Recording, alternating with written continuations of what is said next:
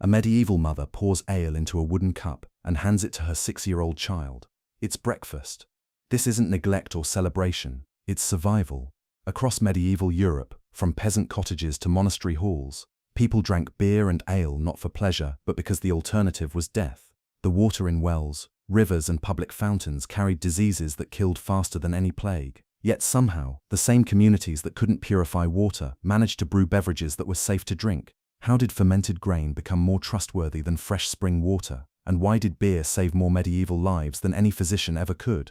Before we uncover the brewing chemistry that turned deadly water into liquid safety, if you're fascinated by how medieval people survived through accidental ingenuity, subscribe now. The most surprising part is still ahead. Medieval Europe had a water crisis, but not the kind we imagine today. Water was everywhere. Rivers flowed, wells were dug, springs bubbled up. The problem wasn't scarcity, it was contamination. Every source of water, from village wells to city fountains, was dangerously polluted. Human waste, animal refuse, rotting garbage, and industrial runoff all found their way into the water supply. Cities were the worst. Streets had open gutters carrying sewage directly into rivers. Butchers dumped animal blood and entrails near water sources. Tanners soaked hides in vats that drained into streams. Public latrines, when they existed, often sat directly above waterways. The same river that provided drinking water received everything medieval society wanted to discard. Rural areas weren't much safer. Village wells were shallow, often just a few feet deep. They sat close to animal pens, refuse piles, and burial grounds. Rainwater carried surface contamination directly into the well shaft. During summer droughts, water levels dropped, concentrating whatever filth had accumulated. Medieval people knew water made them sick, even if they didn't understand why. Chronicles describe entire households falling ill after drinking from certain wells. City ordinances attempted to protect water sources, forbidding dumping waste near fountains or washing clothes in drinking water. But enforcement was weak, and violations were constant. The invisible killers were bacteria, cholera, dysentery, typhoid. These waterborne diseases thrived in contaminated water. A single infected person using a latrine upstream could poison a water source for everyone downstream. Without germ theory, medieval society couldn't identify the cause, only observe the effect. Drink this water, get sick. Drink that water, die. Parents watched children develop fevers and diarrhea after drinking well water. Travelers knew to avoid certain town fountains notorious for causing illness. But people needed to drink. Dehydration killed faster than disease, so they gambled, taking water from the source that seemed cleanest, boiling it when fuel was available, or simply accepting the risk. Then someone, at some point lost to history, noticed something strange. People who drank ale and beer stayed healthier. Brewers and their families rarely suffered from waterborne illness. Monastery populations who drank ale with every meal had lower disease rates. The connection was clear even if the mechanism wasn't. Beer was safer than water. The safety of beer came from the brewing process itself, specifically from boiling. To make beer or ale, you had to heat water to a rolling boil, then maintain that temperature while extracting sugars from malted grain. This boiling killed bacteria, viruses and parasites that contaminated the original water source. Medieval brewers didn't know about microorganisms. They boiled water because the recipe required it, not because they understood sterilization. But the result was the same. Contaminated well water, dangerous to drink, became safe once boiled for brewing. The alcohol content added another layer of protection. Medieval ale typically contained 2 to 4% alcohol, enough to inhibit bacterial growth after brewing was complete. The fermentation process itself created an acidic environment hostile to many pathogens. Even weak beer was a preserved beverage, stable for days or weeks when water would become undrinkable within hours. Hops, introduced widely in the 14th and 15th centuries, provided additional preservation.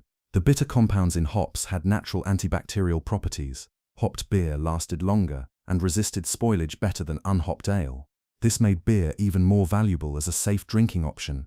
From a modern perspective, the medieval solution seems obvious. If boiling made beer safe, why not just boil water?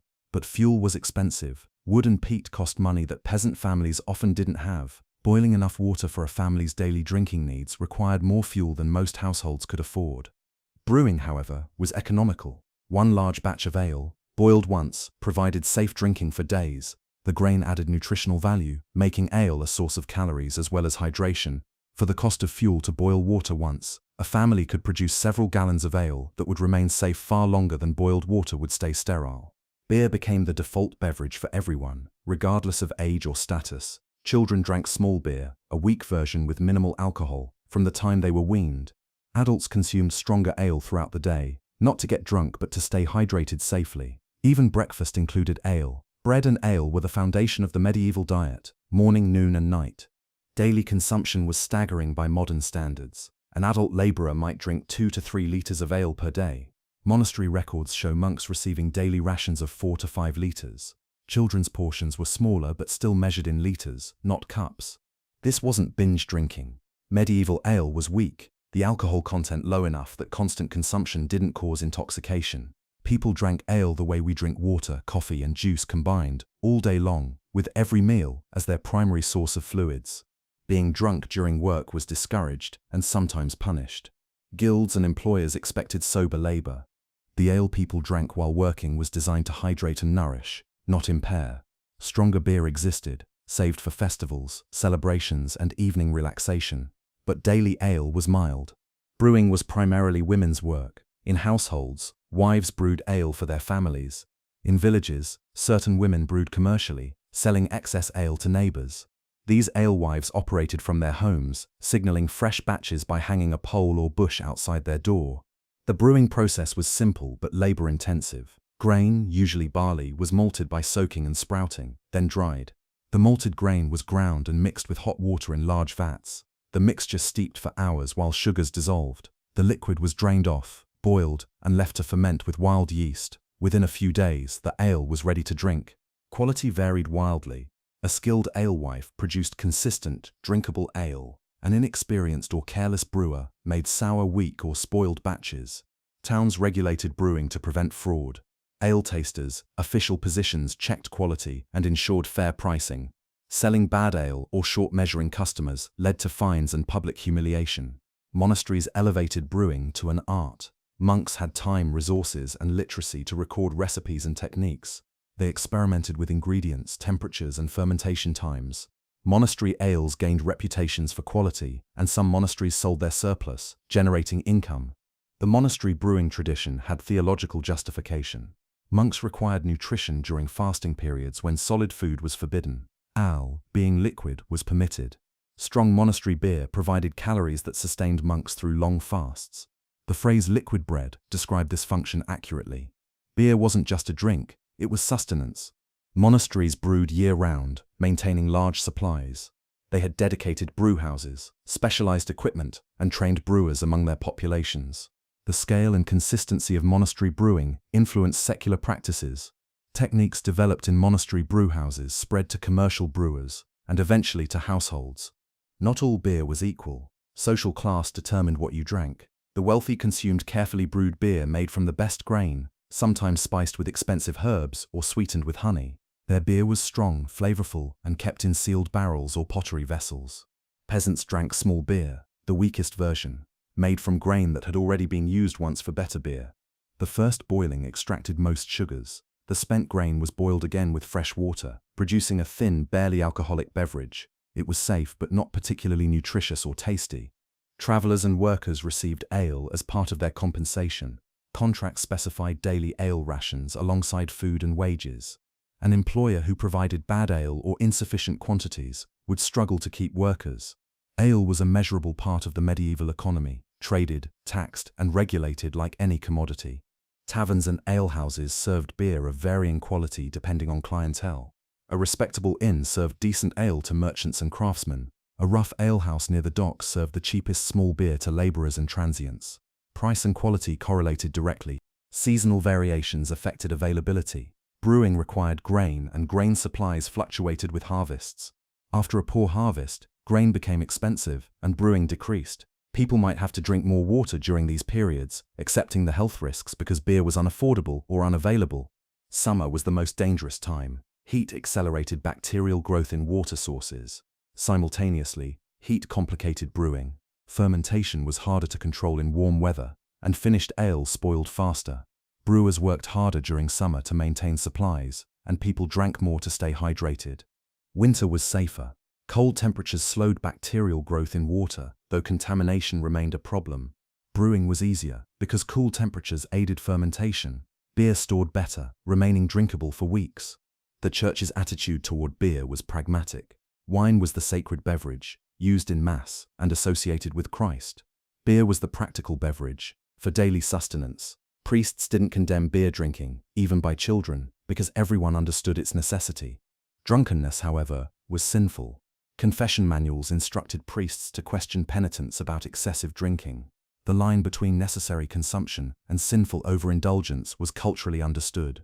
Drinking ale with meals and throughout the workday was normal.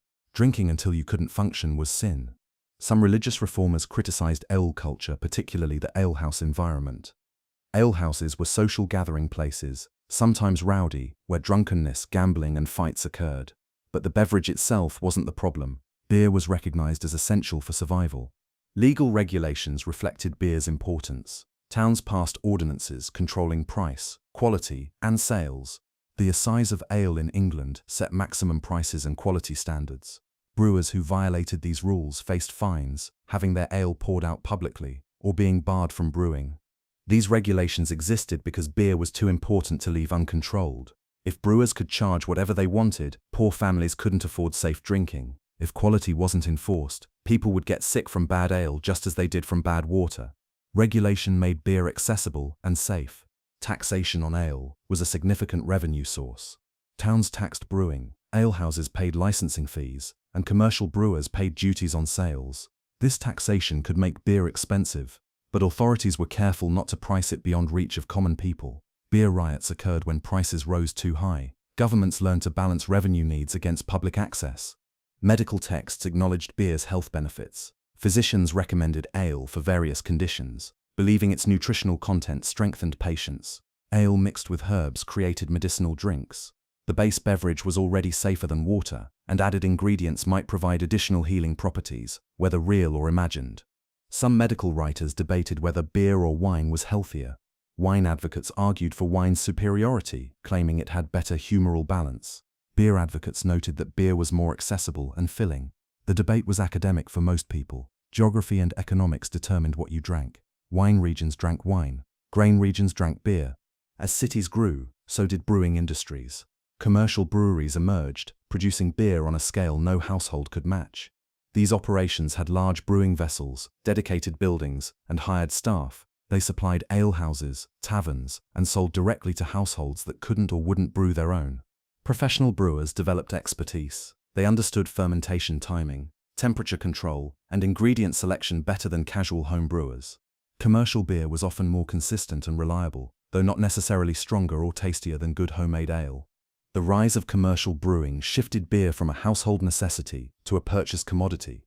This had economic implications. Women who had brewed at home lost that role. Families that once made their own ale now bought it, spending money they previously hadn't. But commercial brewing also increased availability. Urban populations too large to brew individually could access safe beer from professional sources. The industry created jobs, generated tax revenue, and ensured consistent supplies. The trade-off was worthwhile for most medieval communities. Why did medieval people drink beer instead of water for survival? Because their water was a slow poison, contaminated with waste, disease, and death. Because boiling water for brewing killed the invisible killers they couldn't see or understand. Because fermentation preserved the beverage long enough to be useful. Because the process was economical, producing days of safe drinking from one batch. Because children needed hydration that wouldn't kill them, workers needed sustenance that sustained labor, and travelers needed something they could trust. Medieval people drank beer the way we drink water, not for pleasure but for life itself. It was accidental chemistry, survival through fermentation, safety purchased with grain and fire and time. Every cup of ale was a quiet victory over the filth that surrounded them, a drinkable solution to an invisible threat. If you enjoy the hidden sides of medieval life, hit subscribe and give this video a like.